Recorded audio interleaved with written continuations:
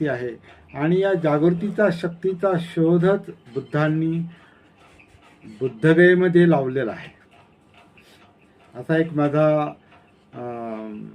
निष्कर्ष आहे. प्रॅक्टिकली बऱ्याच गोष्टी करून पाहिल्यानंतर मी या निष्कर्षाला येऊन असं सांगण्याचा प्रयत्न करतोय की ज्या बुद्धांना ज्ञान आणि ध्यान यामध्ये बसवण्याचा जे बरेच लोक प्रयत्न करतात, त्या मार्गानं बुद्ध गेलेले आहेत. ज्ञानाचा मार्ग बुद्धांनी अवलंबला होता आणि ध्यानाचा मार्ग अवलंबला होता, परंतु शेवटी त्यांनी जागृतीच्या मार्गाचा अवलंब बुद्धगयेमध्ये केलेला आहे.